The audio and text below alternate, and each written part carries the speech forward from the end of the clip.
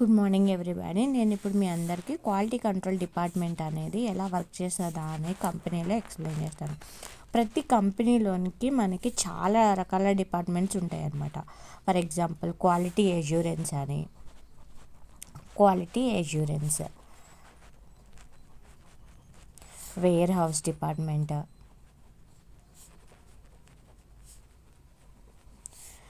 అట్లాగే R&D, ఫైనల్గా production.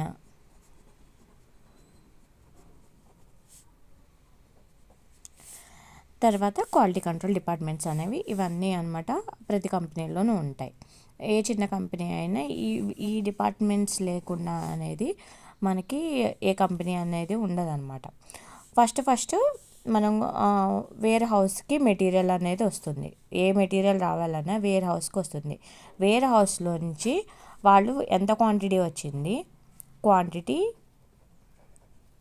దానికి సంబంధించిన క్వాలిటీతో పాటు వాళ్ళు బిల్ కూడా మనకి ఇంక్లూడింగ్ క్వాలిటీ కంట్రోల్ డిపార్ట్మెంట్కి సబ్మిట్ చేస్తారనమాట. వచ్చిన ప్రోడక్ట్ శాంపుల్ అనేది క్వాలిటీ కంట్రోల్ వాళ్ళు కలెక్ట్ చేసుకుంటారు. ఆ క్వాలిటీ కంట్రోల్ వాళ్ళు కలెక్ట్ చేసుకునే ముందు బిల్లు ప్లస్ దానికి సంబంధించిన GRN means goods receipt note.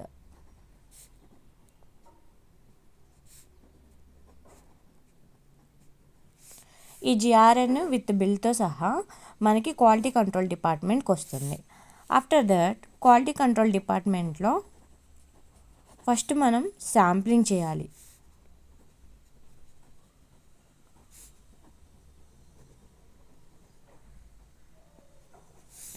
Quality control department after bill రావంగానే క్వాలిటీ కంట్రోల్ డిపార్ట్మెంట్ అనేది వాళ్ళలోంచి ఎవరో ఒకళ్ళు జూనియర్ ఎగ్జిక్యూటివ్స్ ఆర్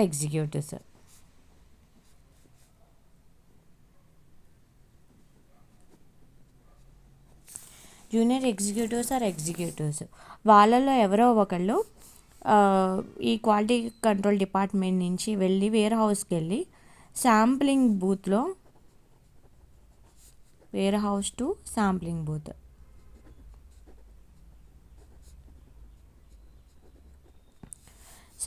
బూత్కి వెళ్ళి శాంప్లింగ్ బూత్లో మాత్రమే, శాంప్లింగ్ బూత్ అనొచ్చు, శాంప్లింగ్ ఏరియా అని కూడా చాలామంది అంటారు. ఈ శాంప్లింగ్ బూత్ కానీ శాంప్లింగ్ ఏరియాలో కానీ శాంప్లింగ్ చేస్తారనమాట. శాంప్లింగ్ అంటే మనకి వచ్చిన మెటీరియల్లో నుంచి ఎంతో కొంత మెటీరియల్ని వాళ్ళకి శాంప్లింగ్ బాటిల్స్ ఉంటాయి. అవి ర్యాండమ్ మామూలుగా నార్మల్ మన ప్లాస్టిక్ బాటిల్స్ టైప్లో కూడా ఉంటాయి. కొన్ని ఏమో గ్లాస్ వేర్స్ ఉంటాయి. Different types of sampling bottles ఉంటాయి. అవన్నీ క్వాలిటీ కంట్రోల్ డిపార్ట్మెంట్ మెయింటైన్ చేసుకుంటూ ఉంటుంది అనమాట. శాంప్లింగ్ అనేది ఎలా చేస్తారు, కంప్లీట్గా ఫుల్ ఫ్లెడ్జెడ్ ఒక డ్రెస్అప్ అయిపోవాలి. అక్కడ హౌ టు వేర్ అనేది ఉంటుందన్నమాట. శాంప్లింగ్ బూత్లోకి ఎంటర్ అయ్యే ముందు శానిటైజర్ చేసుకొని, మాస్క్ వేసుకొని, అన్నీ వేసుకొని శాంప్లింగ్ బూత్ నుంచి శాంప్లింగ్ బూత్కి ముందు మనం డ్రెస్అప్ అయిపోయిన తర్వాత శాంప్లింగ్ బూత్ ఏరియాలోకి అనేది మనం ఎంటర్ అవుతాం. శాంప్లింగ్ బూత్ ఏరియాలోకి వెళ్ళిన తర్వాత శాంప్లింగ్ చేయాలి. అది ఎట్లా చేస్తారు అంటే అక్కడ ఉన్న మెటీరియల్లో కల్లా మనం ర్యాండమ్గా సెలెక్ట్ చేసుకోవాలి.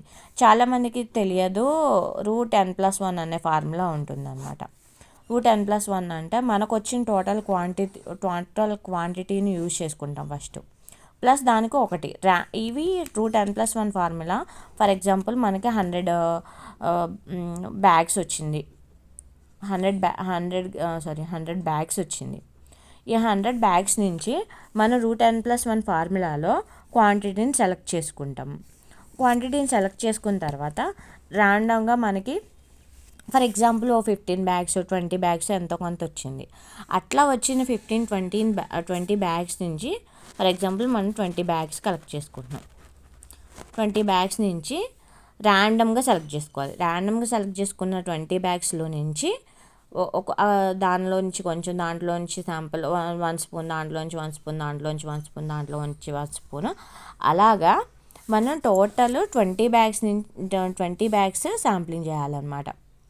అట్లా శాంప్లింగ్ చేసిన తర్వాత మనము దాన్ని తీసుకొని క్వాలిటీ కంట్రోల్ డిపార్ట్మెంట్కి వస్తాం. క్వాలిటీ కంట్రోల్ డిపార్ట్మెంట్ ఇప్పుడు అసలు వర్క్ మనం క్వాలిటీ కంట్రోల్ డిపార్ట్మెంట్ దగ్గర అసలు వర్క్ స్టార్ట్ అవుతుంది అనమాట. మనకి ఫస్ట్ జిఆర్ఎన్తో పాటు బిల్తో పాటు వాళ్ళు ఇది ఇస్తారు, సివైఏ, వెండర్ సివైఏ అనేది ఇస్తారనమాట.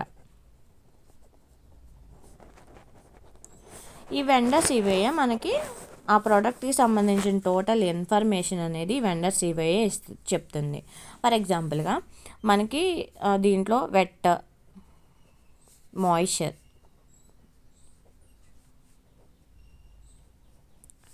మాయిశ్చర్ ఉంటుంది. అట్లాగే pH చెక్ చేసుకోవాలి. మనం ఆ ప్రోడక్ట్ నుంచి మాయిశ్చర్ చెక్ చేసుకోవాలి, pH చెక్ చేసుకోవాలి, దానికి సంబంధించిన యాష్ చూడాలి. ఇవన్నీ ఫస్టే వాళ్ళు ప్రోడక్ట్ తయారు చేసిన వెంటనే వాళ్ళు అక్కడ చెక్ చేసుకుంటారు. అక్కడ చెక్ చేసుకొని దాన్ని ఒక సివైఏగా ప్రిపేర్ చేసి ఇస్తారు మనకి. దాన్ని వెండర్ సివైఏ అంటాం. అలా వచ్చిన వెండర్ సివైఏని కలెక్ట్ చేసుకున్న తర్వాత మనము క్వాలిటీ కంట్రోల్ డిపార్ట్మెంట్లో మళ్ళీ ఒకసారి అన్ని టెస్టులు చేయాలన్నమాట.